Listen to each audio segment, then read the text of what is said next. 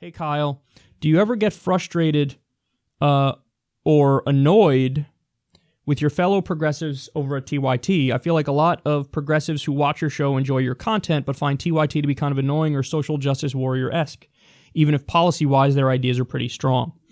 So that's a good question. The answer is yes. Now, I like everybody at TYT. I'm part of the network. So the fact that me and them don't agree on everything is totally fine. I wouldn't expect them to agree with me on everything.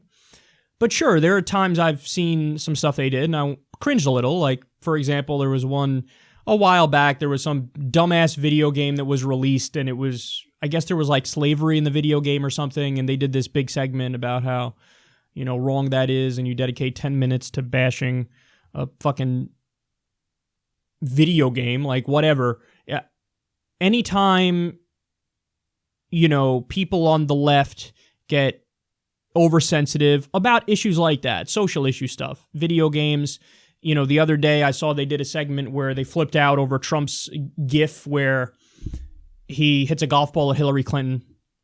Like, okay, it's a fucking joke. You could say it's unpresidential, and I say it's unpresidential. That's exactly what I said.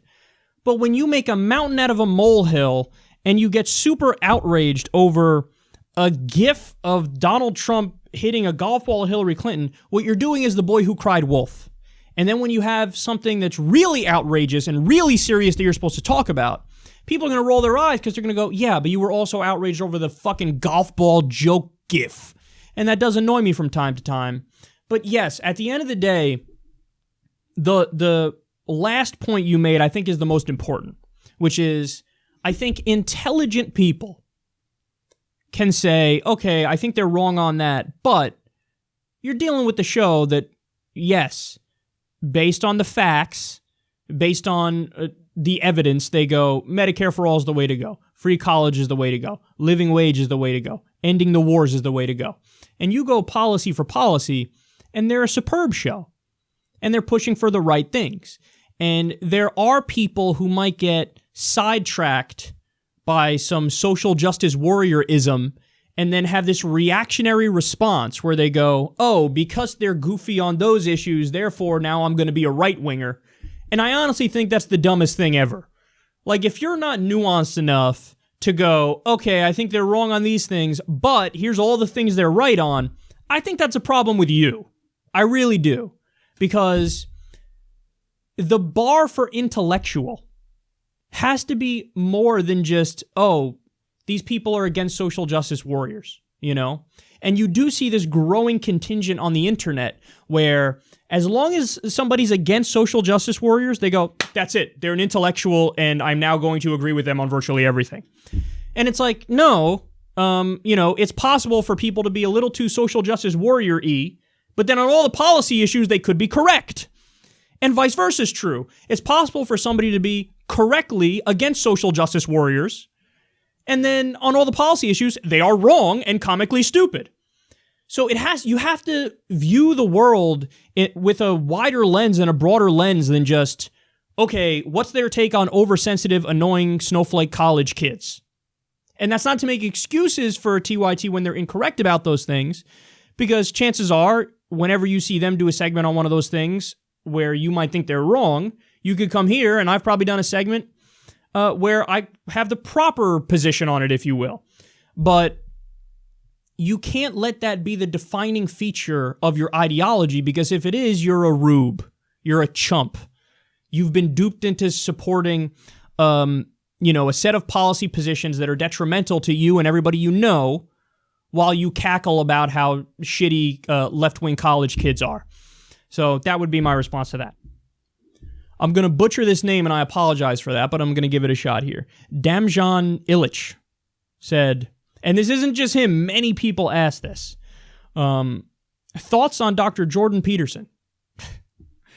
Okay, so everybody get ready. Get that finger right over that dislike button. Here you go, because this is going to happen. There's certain people you're not allowed to criticize on the internet without them taking a shit on your face. One of them is Sam Harris. Another one is Jordan Peterson. There's a few people where it's like, don't say a bad word about them. Well, here it comes.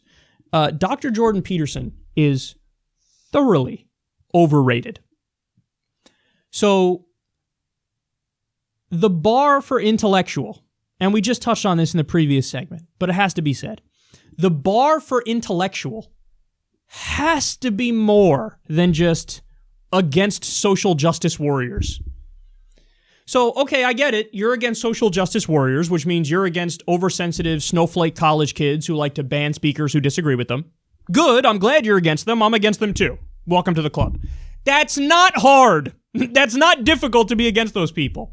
And what we're seeing is, unfortunately, on the internet, we're at the point now where as long as somebody's against social justice warriors, they can have a plethora of hilariously stupid opinions, and they're still treated as, oh, the Dr. Jordan Peterson. What an intellectual. Oh my God, he's so smart. Well, look, I've seen a lot of the stuff he's said, and I'm not impressed. He's against social justice warriors. I'm against social justice warriors. Whoop-de-frickin-do. You know what else a position of his is? He's against porn. I'm pausing for dramatic effect. Because, man, that is a heaping load of stupid, pun intended. He's against porn. So Mr. Anti-Social Justice Warrior happens to agree with the social justice warriors on the right, the fundamentalist Christians who say porn is evil and bad and wrong. Another segment I watched of his, when he was, I guess, teaching a lecture or something, he says that, it's only crude economists who think that there are people who fight wars for natural resources. Excuse you? That's just the ramblings of an ignorant person who doesn't know anything about U.S. foreign policy or the history of geopolitics post-World War II. Really?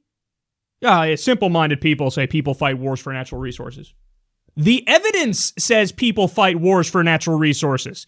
Now, of course, there's other things they fight wars for, of course. But to downplay the effect of wars over natural resources, how naive are you? How ignorant are you? He also endlessly makes goofy arguments about atheism. You know, I saw The Amazing Atheist retweeted one the other day when Jordan Peterson was on Rubin's show. Peterson says, "Oh yeah, Harris. He makes arguments against Christianity while he buys into a Christian metaphysics." And Rubin's like, "What do you mean by that?" And Peterson's like, "Well, he doesn't rob, he doesn't murder, he doesn't steal." So because he doesn't do those things, he's bought into a Christian worldview. Because, Sam Harris, otherwise he would be robbing and stealing, and he needs the Christian framework in order to figure that out, to not rob and murder fucking people. These are just like, it really is the arguments that you get from fucking Ken Ham or some shit on that issue. So the flowing adoration for this man, it's just over the top and honestly silly. He does Deepak Chopra level sophistry about, Christianity. He argued that proof is impossible without God, and that faith in God is a prerequisite for all proof. A buddy of mine pointed out, and I thought this was a good point, that how he initially got this fame recently is he was refusing to refer to transgender people by their preferred pronoun, I think. And, it was made this whole free speech issue. Now, there's no law against misgendering people, nor should there be.